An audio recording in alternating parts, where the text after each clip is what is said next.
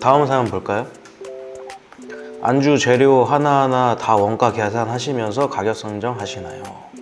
예를 들어 감튀, 치즈볼, 어묵탕, 먹태나 방건조 오징어 이런 거 마진율 잡는 건 어렵지 않은데 뭐 믹싱되는 거 막 섞여져 가는 것들 이제 확인하시냐고 여쭤보는 것 같아요. 이렇게 개인점 하시는 분들은 단가 조정을 하시는데 좀 많이 애로사항이 있으실 거예요. 근데 저는 뭐 이렇게 섞어져 나가는 거는 어떻게 계산을 해야 될지 모른다고 하는데 그 섞어져 나가는 거에 대한 일단 용량을 정확하게 맞추세요. 여기 보시니까 뭐 한 주먹씩 모아 최종 그램수를 잰다고 하는데 이거 자체가 지금 대충 하고 계시는 건데 금액이 정확하게 나올 리가 없겠죠. 일단 한 주먹씩 뭐 대충 모아가지고 넣고 용량을 재지 말고 내가 팔려고 하는 메뉴의 용량을 정확하게 설정을 하시고 단가 설정을 하시면 훨씬 더 편하실 겁니다. 저 같은 경우는 대강은 아닌데 보통 원가율을 1%에서 2%는 약간 널널하게 계산은 하는 게 맞다고 생각해요. 왜냐하면 모든 재료가 100% 음식에 조리되는데 사용되는 게 아니라 로스 나는 부분도 분명히 있기 때문에 그 로스 나는 부분을 또 하나하나 계산하기는 너무 힘들기 때문에 저 같은 경우는 로스 나는 부분까지 합쳐서 한 2%는 좀 약간 여유 있게 설정을 해 놓으시면 될 것 같고, 원자재값이 많이 오르다 보니까 메뉴 가격을 올릴까 말까 고민하신 분들이 엄청 많거든요.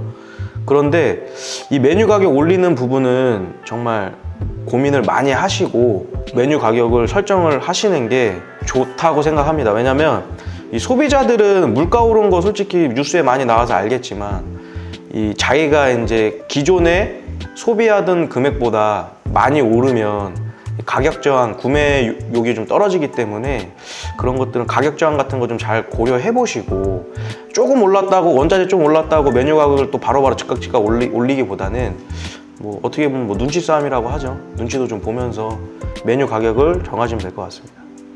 저희 채널 보시는 분들이 이제 창업을 이제 시작하려고 하시는 분들, 네. 이 질문 많으실 것 같은데, 네.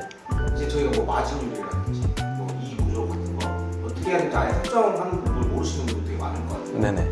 그거에 대해서 혹시 설명을 좀 해주실 수 있을까요? 아, 네. 그 한참 뭐 백종원 선생님의 그 골목 식당에서 한참 좀 많이 다뤘던 주제이긴 한데, 이 원가율을 모르고 장사하시는 분들이 꽤나 많거든요. 이 원가율을 하면 그냥 말 그대로 원 재료값입니다. 재료값. 내 음식을 만드는 데 있어서 들어가는 재료값인데, 이 재료값을 모르시고 장사하시는 분들이 되게 많아요. 보통 이제 원가율이라고 하면 기본적으로 한 20%는 넘지 않는 선에서 아무리 많이 나와야 한 25% 안에서 해결을 해보는 게 가장 바람직한 선택이라고 생각하고, 예를 들어서 제가 라면을 하나 파는데 10,000원이다. 그럼 라면을 하나 파는데 원 재료는 2,000원 선에서 해결을 보시는 게 순마진을 제일 많이 끌어올릴 수 있는 방법 중에 하나라고 생각합니다. 일단 다음 질문 보겠습니다. 배달 별점 테러에 환불까지. 벌써 울고 계시네요. 별점 3점에 사장님에게만 보이는 리뷰가 올라와서 보니 음료가 터져서 먹지도 못하고 바로 다 버렸다고 올렸더군요. 별을 좀 많이 낮게 주시는 성향인 것 같아요. 뭐 상습적으로 환불 받고 하셨구나 하셨는데, 이게 정말 지금 문제긴 합니다. 이게 기본적으로 이런 문제들이 되게 많아요. 그러니까 배달된 기사는 문제 없었다, 손님은 문제가 있었다, 매장에서는 나는 잘 보냈다. 구조적으로 문제긴 해요, 사실. 왜냐하면 제가 직접 배달을 갔으면 이럴 일이 없겠죠. 근데 비싼 배달 대행비를 내고 배달 쪽으로 문제가 생겼을 때 이거 어디 가고 하소연할 수 있는 게 없으니까. 근데 손님들은 어쨌든 매장에서 문제가 생겼으니 매장에 대한 컴플레인을 또 다시는 게 당연하신데, 이거는 배달의 문제에 대한 거는 기본적으로 리뷰로 달아서 컴플레인을 알리기보다는 매장에 직접 전화를 하셔서 컴플레인을 직접적으로 좀 알려주시고 해결을 하시는 거를 정말 감사하게 요청드립니다. 가게 사장님 입장에서는 너무 속상한 거죠. 이거 뭐 돈은 돈대로 날리고 시간은 시간대로 날리고 손님한테 컴플레인 욕이란 욕은 다 먹고, 그리고 이거는 좀 저도 좀 한 번씩 쓰는 방법이긴 한데 이 배달의 민족이나 뭐 쿠팡이나 고객센터에 연락하셔서 리뷰 블라인드 처리 요청을 한번 해보세요. 그러면 기본적으로 블라인드 처리를 해주실 텐데, 근데 이게 문제가 뭐냐면 영구적으로 뭐 블라인드 처리는 아니고 한 달간 블라인드 처리가 됩니다. 그러면 일단 기본적으로 뭐 리뷰에 대해서 안 좋게 보시고 주문이 떨어지는 걸 일단 1차적으로 막을 수 있기 때문에 정 안 되시면 블라인드 처리 요청도 한번 해보시는 거를, 그 방법을 한번 선택하셨으면 좋겠어요. 근데 이거는 정말 어려운 부분이에요. 이건 뭐 손님 욕할 수도 없는 거고, 이 배달대행 기사님들하고도 평소에 좀 유대관계를 좀 잘 좋게 지내시면서 좀 우리 좀 가게 음식도 좀 잘 신경 써서 좀 배달 좀 해달라고 좀 그렇게 말씀도 한번 전해주시고 하시면 이런 부분들은 조금씩 줄어들긴 할 거라고 생각합니다. 다음 질문 보겠습니다.